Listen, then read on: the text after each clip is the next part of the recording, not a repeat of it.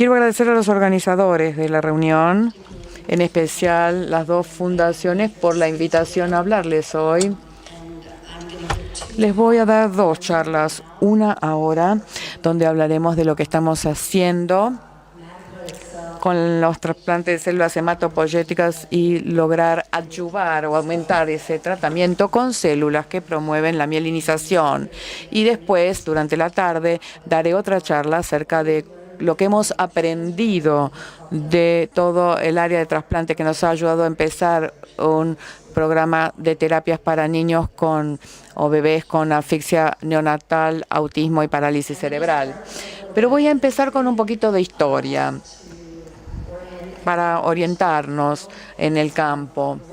El trabajo en el que nos hemos concentrado involucra usar células de cordón umbilical inicialmente como fuente de células madre para trasplante hematopoyético, y el primer uso de sangre de cordón de ese modo fue en 1988, cuando Elion Gottman, que lo vemos aquí, de París, trasplantó un niñito que se llamaba Matthew, que vivía en North Carolina, quien tenía una anemia de Fanconi y falla medular, con sangre de cordón machada para HLA de su hermanita, que era sana.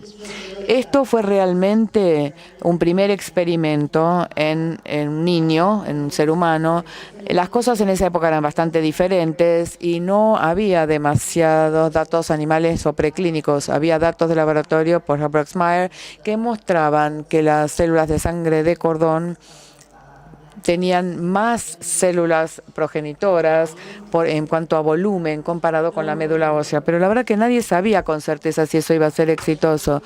Afortunadamente, el trasplante anduvo bien, prendió el día 19 y el niño sigue bien casi 30 años después. Acá lo vemos hace un par de años conmigo. Generalmente los pacientes son más altos que yo, ¿no? Así que él llegó a ese objetivo. Pero la verdad que está sano y tiene un injerto que ha durado mucho tiempo con las células de su hermana. 30 años más tarde aquí lo tenemos. Ahora tiene 34 años, trabaja, está casado y vive una vida normal. Pero él también es prueba viviente de que la sangre de cordón contiene suficientes células madre para poder reconstituir en forma duradera la médula luego del tratamiento mieloablativo. Ese trasplante llevó al uso de sangre de cordón como donante de trasplantes para pacientes que no tenían un donante compatible en su familia o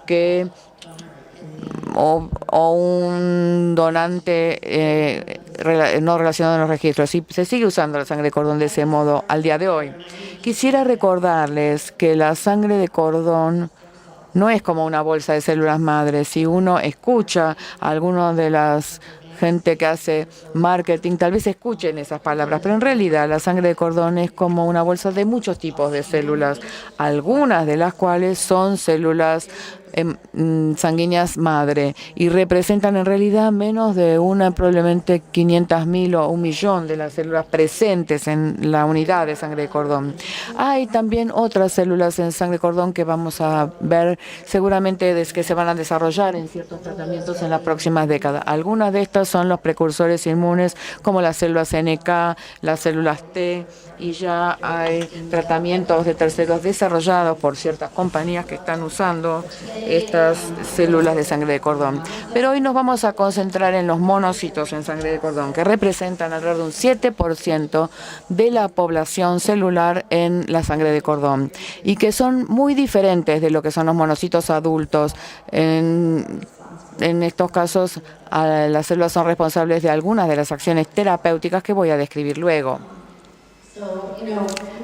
La gente dice, ¿por qué usar sangre de cordón? Si no lo saben, es la sangre del bebé que queda en la placenta o luego de realizado el parto y solía ser descartada como desecho médico, pero esa sangre de cordón contiene células progenitoras de sangre y otros linajes y pueden ser recolectados en la placenta poco tiempo después del nacimiento del bebé. Se pueden procesar y congelar y almacenar para uso futuro.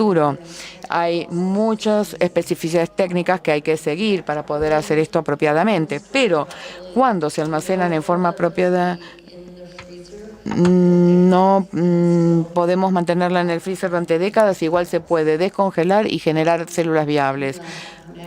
En el área de trasplante hematopoyético es importante decir que la sangre de cordón es inmunológicamente tolerante comparada con lo que son las células adultas y por lo tanto pueden ser trasplantadas exitosamente sin un matching completo de HLA o tisular. Y eso es importante para los pacientes, especialmente de tipos minoritarios donde tal vez no se encuentre un donante en los registros de adultos.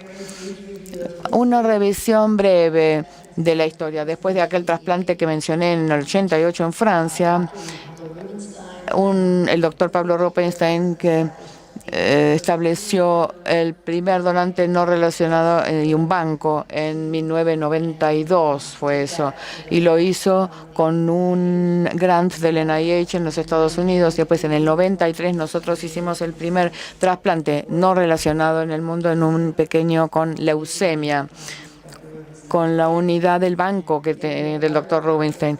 Muchos otros médicos también empezaron a realizar trasplantes en los años siguientes. Y si llegamos hasta hoy, ha habido más de 4.000 trasplantes anuales que se están realizando en el mundo. Hay más de 60 bancos. El inventario público es alrededor de 700.000 en todo el mundo en cuanto a inventario público y están en distintos registros de donantes no relacionados.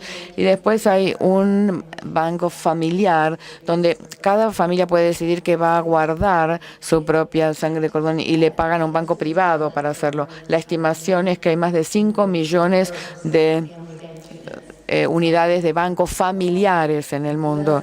En Estados Unidos hay una ley que se ha aprobado para poder darle apoyo a esa red de bancos públicos y es una forma de subsidio con apoyo. Eso empezó en el año 2006 y hasta la fecha continúa.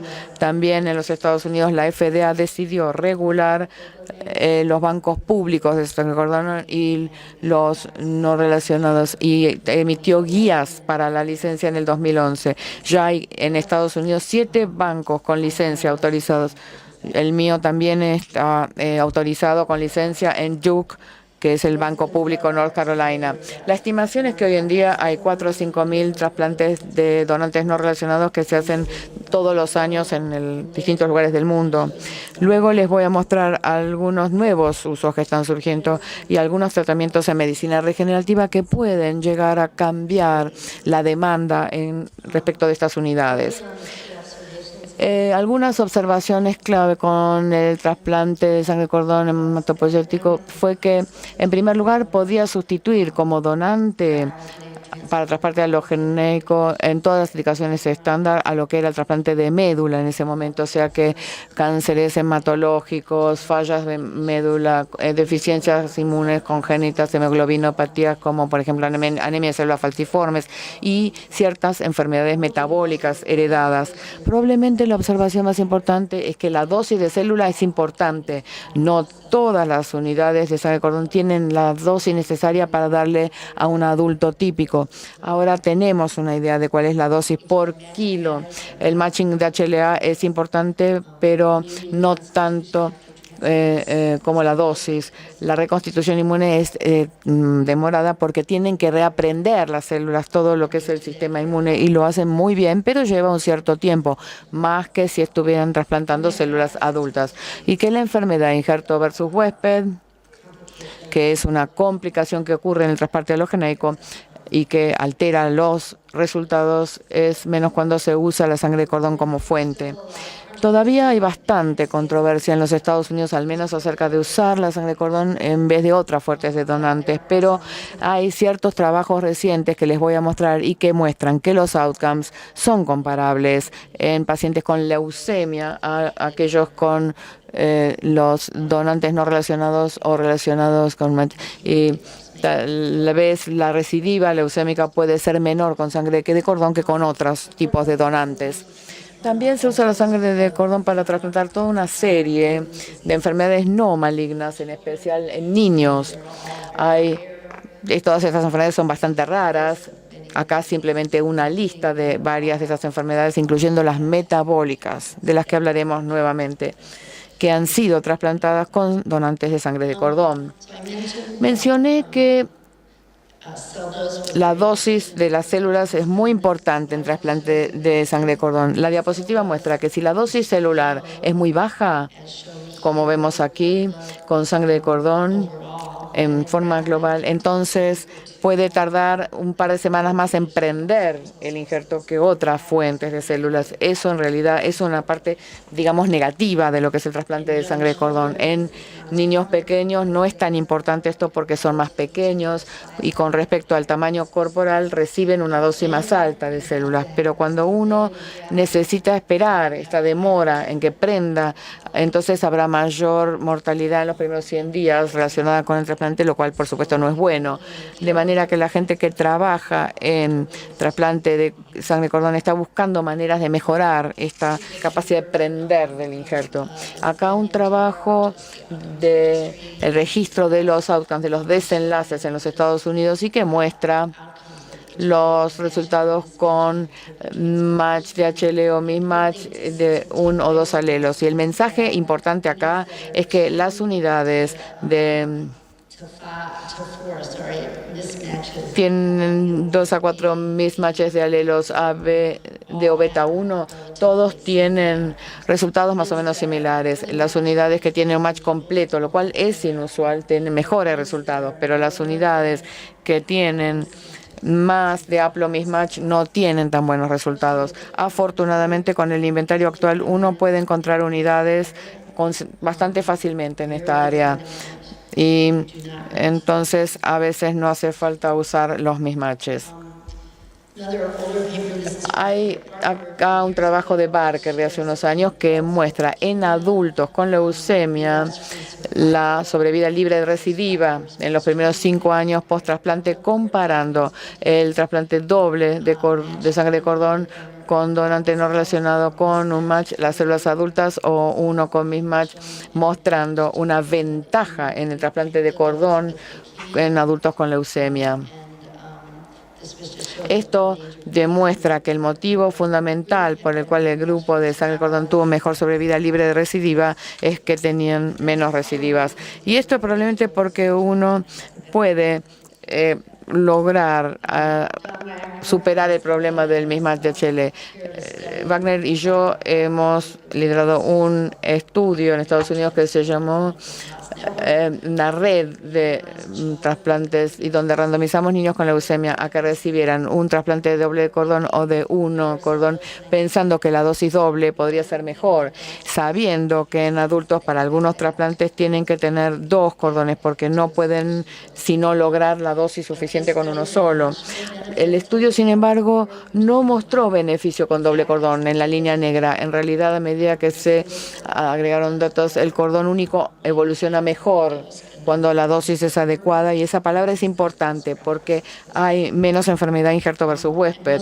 Y más recientemente, el grupo que trabaja en Seattle, liderado por Milano y colaboradores, publicó en el New England Journal un trabajo que comparó la sangre de cordón, el donante relacionado y el no relacionado con mismatch y las fuentes de injerto en adultos con leucemia. Nuevamente mostró aquí lo que Barker había mostrado antes, que es que la rama de sangre de cordón tiene menos recidivas y mejor sobrevida, como vemos en la gráfica, comparado con las otras fuentes de injerto. Ahora, como la dosis celular es un tema tan importante, hay múltiples grupos y compañías que están analizando formas de expandir las sangres de cordón de tal manera que la dosis pueda ser mayor. Al expandir las células progenitoras es fácil, pero en realidad no generan nada en el paciente. Pero si uno expande las progenitores muy jóvenes, las células madre, eso es mucho más difícil. Pero hay algunas tecnologías ahora que parecen promisorias. Una de una empresa que se llama Gamida Cell en Israel. Ellos desarrollaron un protocolo que se llama NiCord. Toman sangre de cordón, aíslan la célula CD133, que es precursora de la CD34, y las expanden en cultivo con nicotinamida durante 3 semanas. Luego recongelan la fracción negativa y la mantienen congelada hasta el momento del trasplante. Y congelan esta fracción después de 3 semanas en cultivo de expansión. Después, el día del trasplante, el paciente recibe los dos productos, la fracción expandida, la fracción negativa, y esto nos muestra uno de los primeros estudios en adultos con leucemia que reciben esas células. Esto es de Horowitz en Duke, en el programa de adultos. En rojo vemos los días hasta que prende el injerto en los pacientes que reciben las células expandidas, comparado con controles históricos que recibieron doble trasplante de cordón. Acá vemos que los pacientes prendían entre el día 6 y 11 el injerto, y acá es más bien día 22 a 25. Quiere decir que la tecnología es algo que nos entusiasma, que requiere la capacidad de necesitar ese mes para la fabricación, así que no es tan simple, pero se está probando actualmente en un estudio fase 3 randomizado internacional y multicéntrico. La compañía se le ha dado lo que se llama designación breakthrough por la FDA, que quiere decir que si el estudio muestra un beneficio, el producto puede ser autorizado y ser puesto a la venta en forma comercial.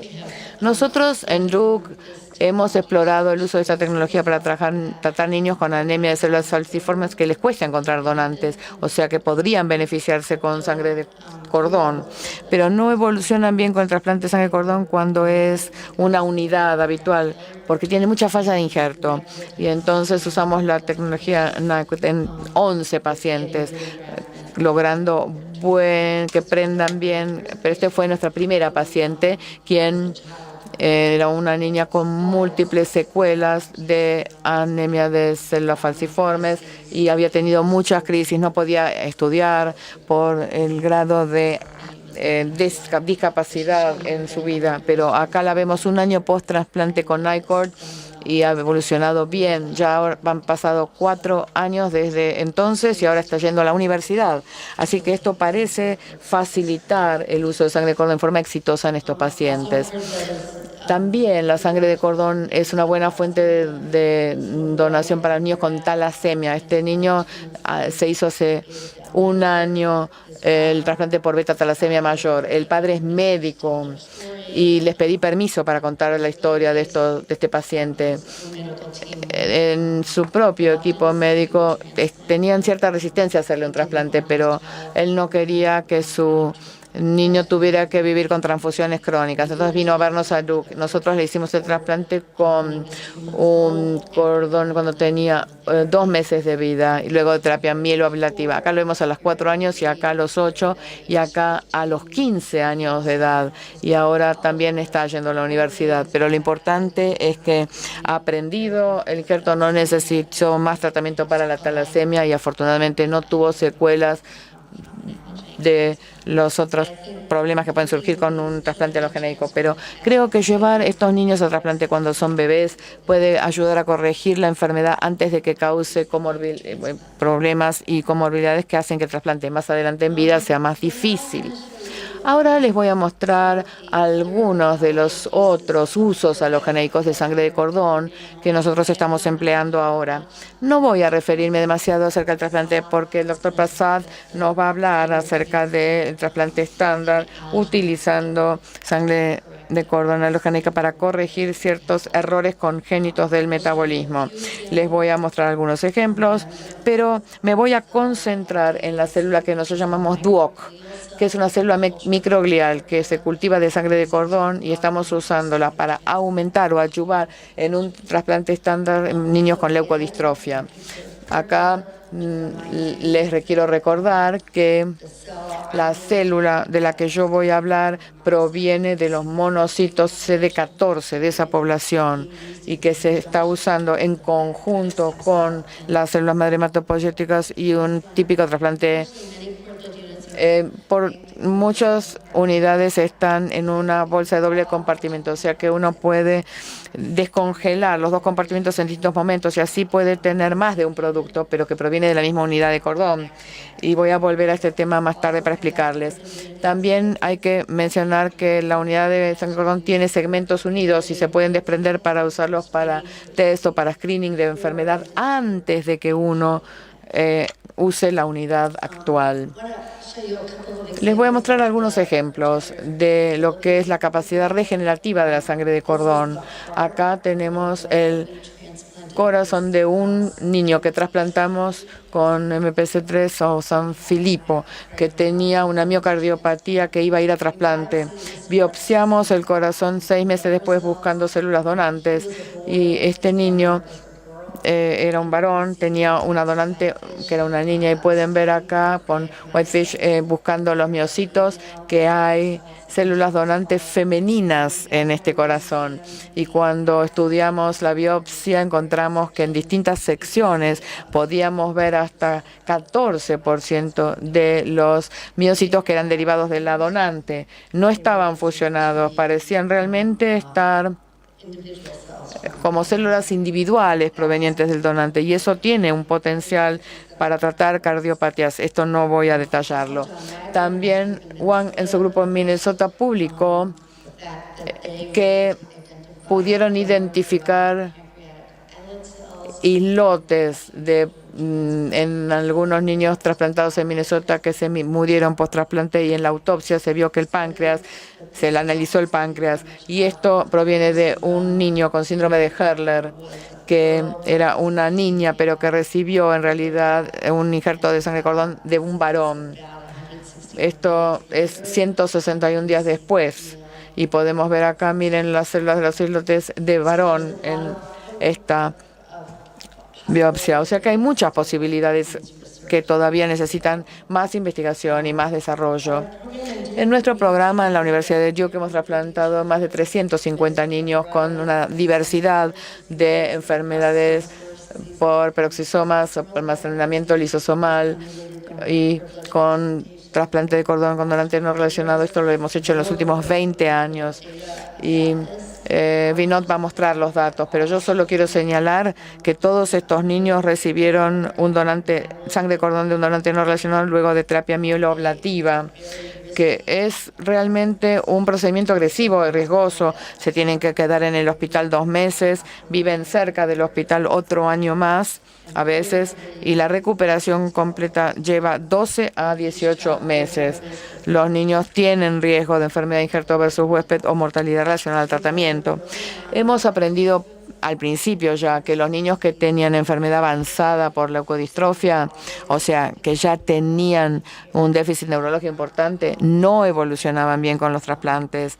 Nosotros decidimos, después de ver esto, que no debían ser candidatos a este procedimiento. Quiere decir que los niños que se diagnostican tarde, lo cual lamentablemente ocurre muchas veces, están en lo que sería la curva verde, o sea que incluso cuando sobreviven, y esto vemos acá 10 años sobre vida, están muy discapacitados y en realidad no pueden recuperar función perdida previa al trasplante. Pero, en contraste con esto, los niños que han evolucionado bien son aquellos que tienen un diagnóstico precoz, a veces porque hay un hermano en la familia que ha sido caso índice o porque se ha hecho screening neonatal o diagnóstico prenatal, y esos niños sí evolucionan mejor. Les voy a mostrar algunos de los ejemplos que se relacionan con los temas que hablaré hoy a la tarde. Este es un típico niño que tiene síndrome de Hurler, MPC1. El niño tiene un fenotipo severo de la enfermedad.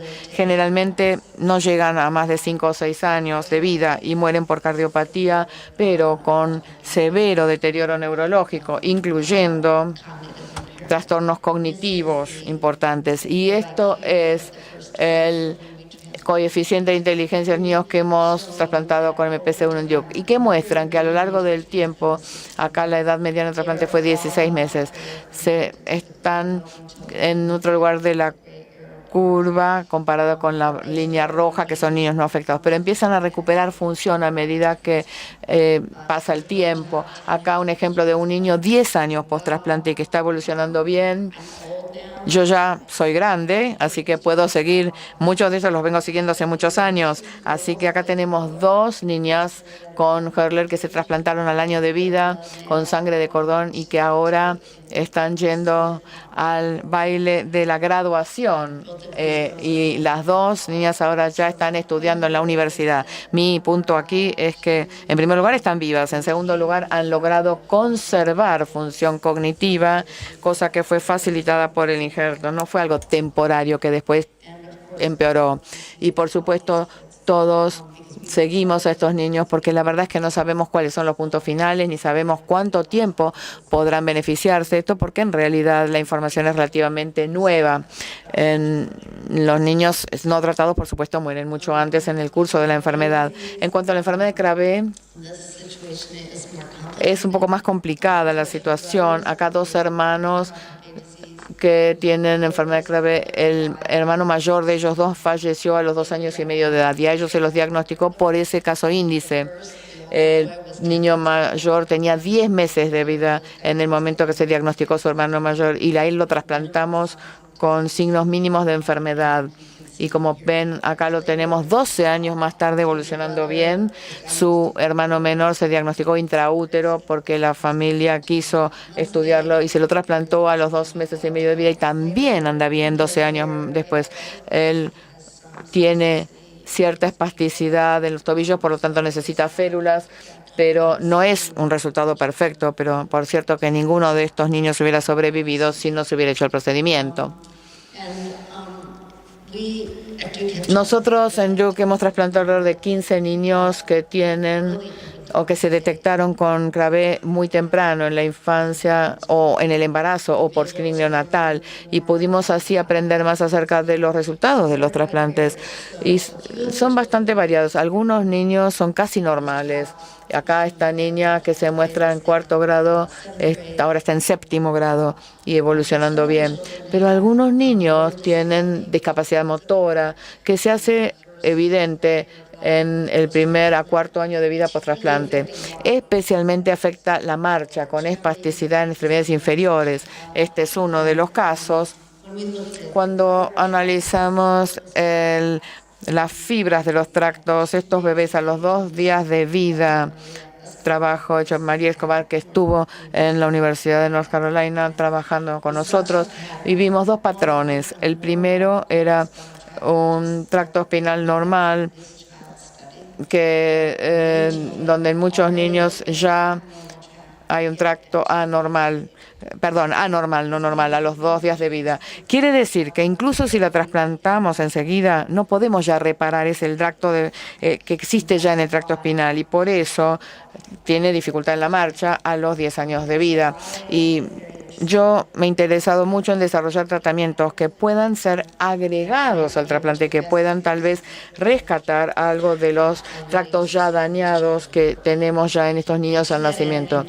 Para eso hemos desarrollado una célula que se llama la célula DUOC, que se llama célula O de DUOC versión 1, para poder puentear esa brecha hasta el injerto o hasta el trasplante. Una cosa que no dije es que después de un trasplante estándar hematopoyético, las células se prenden en el cerebro en forma lenta. En general lleva 3 a 6 meses hasta que esas células que han prendido en sangre y médula ósea puedan poblar la microglía en forma completa a nivel de cerebro. Y durante ese periodo, la enfermedad del niño, particularmente en cerebro, sigue progresando. Por eso, algunos niños pueden venir al trasplante como si tienen ya problemas, no son muy serios, pero a veces después del trasplante siguen empeorando por esa brecha de varios meses y terminan con más discapacidad que cuando entraron en el procedimiento. Así que cualquier cosa que podemos hacer para acelerar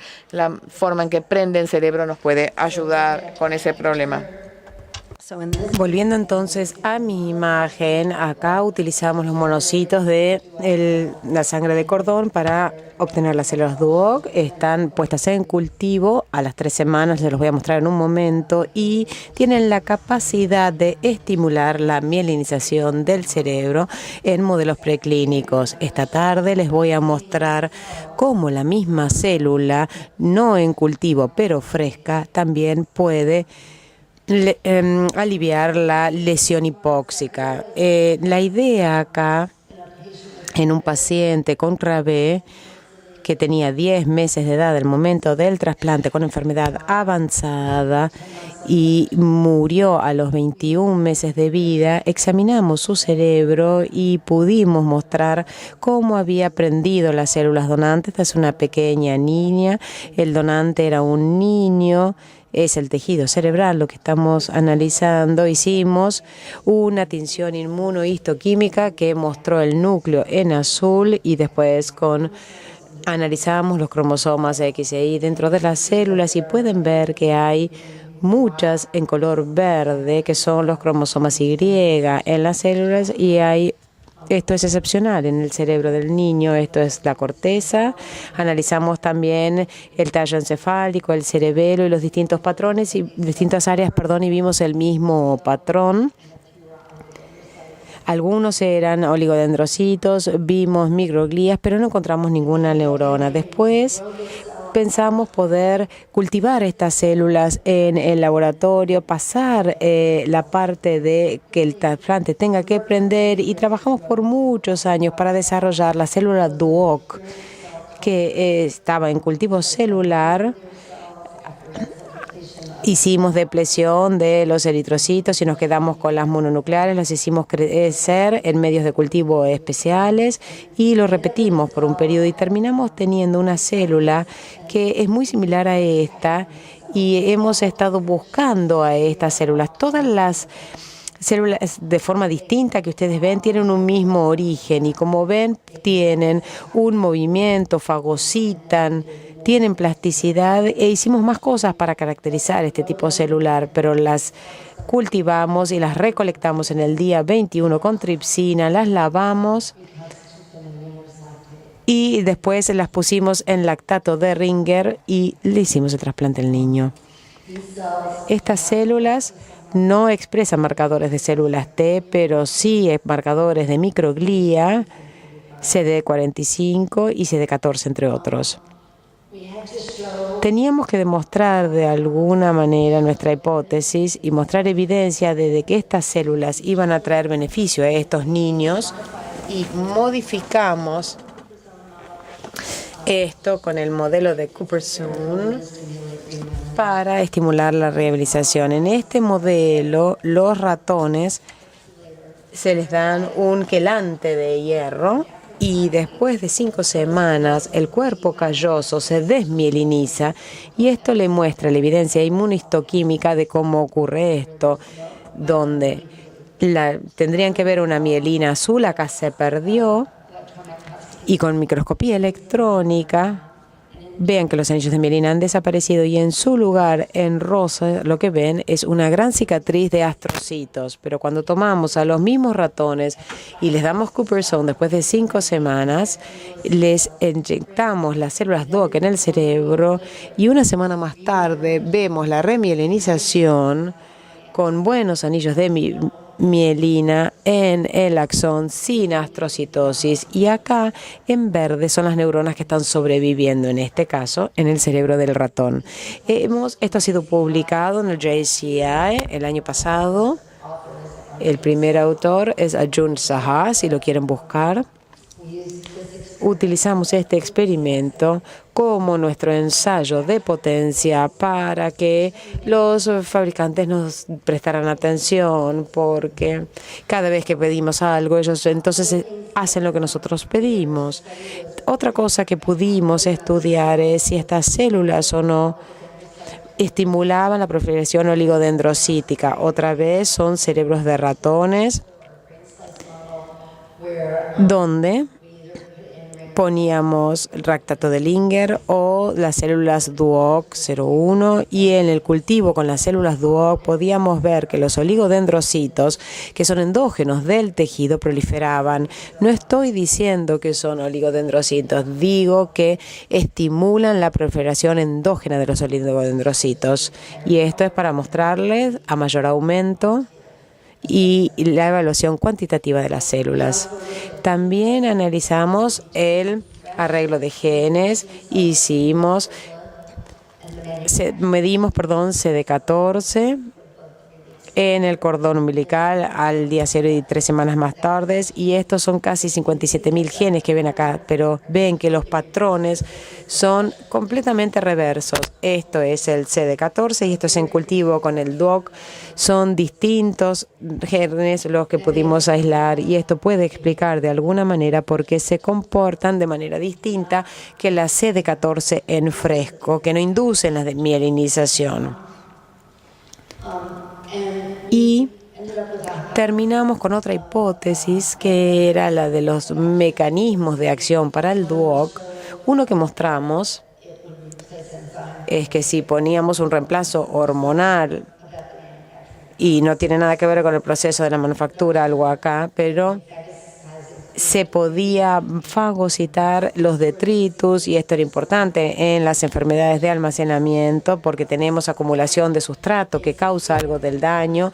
Secretan además citoquinas antiinflamatorias, interleuquina 10Z, TGF-beta, y como les mostré, impulsan la proliferación oligodendrocítica, promocionan la mielinización. Este es el perfil génico de expresión que nosotros creemos que define bien a las células, y otra vez es para identificarlos durante el proceso de fabricación. Y esto nos llevó a tener un IND de la FDA para poder explorar estas células en la clínica. Estamos llevando a cabo un estudio de fase 1 para poder administrar de manera intratecal este tipo de células en pacientes con leucodistrofia, inicialmente para minimizar el riesgo potencial de aloinmunización en un cerebro con inflamación.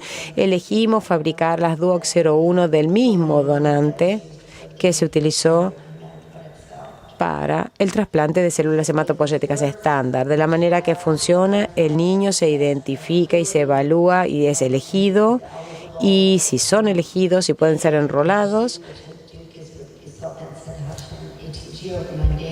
se les da el cultivo de las células, y el 80% de la fracción de la unidad se utiliza en la constitución de células hematopoyéticas de manera endovenosa. Una semana más tarde, el DUOC-C se inicia de la fracción del 20% remanente, y 3 semanas más tarde, en el día 28 post-trasplante, se dan las células de manera intratecal, asumiendo que están clínicamente sanas y que han prendido con las células donantes y que no tienen enfermedad de infarto contra huésped severa. Ese es el protocolo básico, pero la intención de que esto sea como un puente hacia lo que prende este trasplante en el cerebro y les va a dar un éxito permanente 6 meses después. Tenemos que estudiar la eficacia y la seguridad. La FDA nos pide hacer una TC 2 semanas después de la administración, y después analizamos el líquido cefalorraquídeo a los 6 meses y al año, y lo que queremos acá tener es un seguimiento de proliferación celular y la posibilidad de hemorragias o stroke o ACV. Estos son los criterios de elegibilidad, estas enfermedades con evidencia neurológica, y para el trasplante estándar nosotros queremos tener un subrogante de 80, pero en este estudio los niños pudieron ingresar con 60 y tienen que tener una unidad adecuada para que les den todo el tratamiento desde el punto de vista inmunológico, y la fabricación se muestra acá en nuestro laboratorio. Básicamente hay intercambio de medio de cultivo en el día 7, en el día 14 y el día 17 hasta un 50% de concentración. Se recolecta en el día 21. Se hacen distintas pruebas de viabilidad, de conteo celular, esterilidad, de testeo de endotoxinas y demás. Hemos tratado ahora 16 pacientes de los 23 que habían sido enrolados. Tenemos 2 más pendientes, pero todavía no han sido tratados con Duoc 01, y estos 13 fueron tratados con el Duoc que les mostré, anduvieron bien, y entonces decidimos analizar si podíamos obtener una dosis más grande de Duoc y combinarla con otro donante para trasplante, como si fuera un doble trasplante de cordón. Tuvimos 3 fallas con la fabricación del producto y no pudimos administrarlos porque al día 21 no estaban adecuados para hacer el trasplante y los pacientes fallecieron. Pero esto muestra la distribución de los otros pacientes y las edades que van desde 3 semanas a 11 años. Le dimos 1.5 millones como dosis media. Y el rango iba de 0.2 a 9.5 por 10 a la 6. Hemos aprendido que tenemos distintos réditos de fabricación de estos donantes de cordón y ahora queremos hacer un screening para asegurarnos que estamos utilizando un donante de cordón que tenga buena cantidad de unidades celulares. Todos los procedimientos se hicieron con sedación moderada y no hubo complicaciones con la administración intratecal. Porque tuvimos falla de producto, modificamos el protocolo para permitir que el Duoc C venga de una tercera unidad de cordón. Entonces, el paciente iba a estar expuesto a 2 donantes, 2 que iban a ser 4 de 6 matches de HLA, y esto nos daba tiempo para tener un tercer trasplante si la necesitábamos. Tratamos 3 pacientes y 2 de ellos tuvieron reacciones, no a la infusión per se, pero dentro de las horas de administrada o de haber hecho la punción lumbar, desarrollaron hipotensión y fiebre. Y un niño tuvo que ser admitido en la terapia por la hipotensión severa que había desarrollado. Hicimos mucho trabajo con estos niños. No fueron sépticos ni se infectaron, se recuperaron y al día siguiente hicimos nuevas punciones y mostraban pleocitosis de los granulocitos y los monocitos en el líquido cefalorraquídeo con alto conteo celular, y creemos que han sido reacciones donante-donante, pero estamos estudiándolo más todavía para tener una respuesta. Entonces pusimos la parte del protocolo que recibían células de terceras partes en espera y le dábamos esteroides previas a la inyección, como se hace con la quimioterapia, para minimizar estos síntomas. Voy a mostrar datos de esto en un momento, pero el seguimiento medio fue de 9 meses. Un paciente que murió por la progresión de la adenoleucodistrofia, y él había recibido el trasplante de la hermana, que era una recién nacida y que también fue trasplantada, y no pudimos trasplantar al niño de más edad a pesar de que tenía una enfermedad muy avanzada. No hemos tenido ningún evento adverso con las Duoc, pero sí tuvimos la fiebre y la hipotensión en 2 de los 3 pacientes que le conté, que lo habían recibido de un donante distinto. Esto es lo mismo, es un niño que tratamos como recién nacido. En el momento que su hermana había muerto, que eran los 10 meses, este es el niño con las células anormales al momento del nacimiento.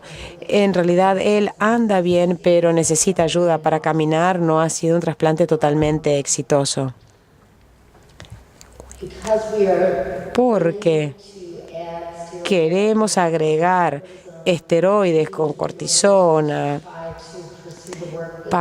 y queremos seguir con el trabajo con los distintos donantes. Estamos estudiando en el laboratorio de que esto no está interfiriera con la estabilidad de las células después de las que reconectábamos, y por razones que no comprendíamos, mejoró la estabilidad después de las 4 horas después de la recolección. Y después, en el modelo de Cooperzone, nos aseguramos que la cortisona no tenía ningún tipo de efecto y que las dúo con la cortisona tenían la misma funcionalidad. Este es el primer experimento, lo vamos a repetir, pero creemos que va a ser reproducible y lo vamos a poder mandar a la FDA para que nos aprueben el agregado de la cortisona. Este es el niño que les mostré antes. Vamos a hacer algunas cosas. Es el mismo protocolo, pero mostrado en distintas imágenes. Lo que vamos a hacer es hacer la fabricación en el día 7 y el 21. Vamos a dosar el 28 y el día 42.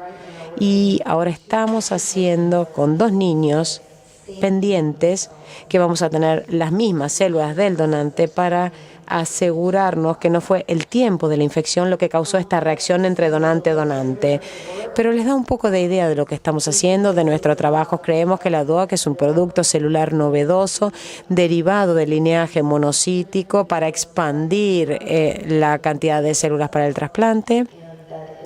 Y creemos que es seguro cuando se fabrica del mismo donante. Nuestros próximos planes son ver la eficacia de estas células, asumiendo que podemos darlo con una hidrocortisona, porque